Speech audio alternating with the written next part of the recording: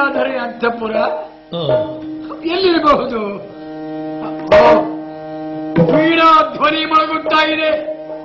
ಜೊತೆಗೆ ಕೋಮಲ ಕಂಠದಿಂದ ಹೊರಹೊಮ್ಮುವ ಆ ಸಂಗೀತದ ಆ ಗಾನ ರಸದ ಧಾರೆ ಧಾರೆ ಹರಿದು ಬರ್ತಾ ಇದೆ. ಹೌದು, ಇಲ್ಲೇ ಇರ್ಬೇಕು. ನೋಡೋಣ.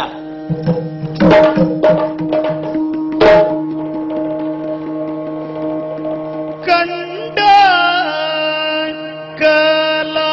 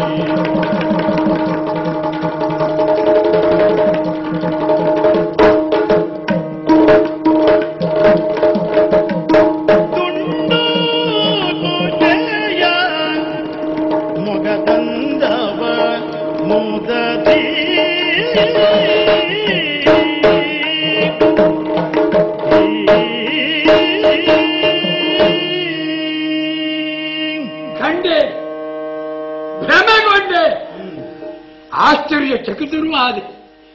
ಕಾರಣ ಇವಳ ಮುಖಮಂಡಲದ ಆ ಸೊಬಗು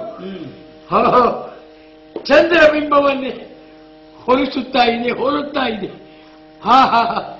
ಒಂದು ಏಳು ಅವಳ ಅಂಗಾಂಗದ ವೈಭವದ ವೈಖರಿಯನ್ನ ಒಂದೊಂದು ಬಗೆಯ ವರ್ಣನೆಯಿಂದ ಊಹಿಸುವುದಕ್ಕೆ ಅಸಾಧ್ಯ ಸ್ಥಿತಿ. ಕಾಮ ಕಂಡೆಯದ ಸಿರಿ ಲೋಕದೊಳೊಂದು ಪ್ರೇಮದ ರಸದ ಐಸಿರಿ ನೋಡಲು ರಸ ಗಂಗೆಯಲ್ಲಿ ಮುಳುಗಾಡಲು ಅರ್ಚನವೇ ನಾಮನ ಮಾಡಲು ನನ್ನ ಆಶಯಕ್ಕೆ ಪ್ರತಿ ಹಾಡಲು. ನಿಜ ಆ ಭಾಗ್ಯ ಸಂಪತ್ತಿನ ಆ ಎದೆಯ ಸೌಭಾಗ್ಯದ ಸಂಪತ್ತಿನ ಆಹಾ ಯೋಗ ಎಲ್ಲರಿಗೂ ಸಿಗುವುದಲ್ಲ, ಎಲ್ಲರಿಗೂ ದಕ್ಕುವುದು ಅಲ್ಲ. ನಮಗೆ ಸಿಕ್ಕಿದೆ, ದಕ್ಕಿದೆ ಸಾಕು.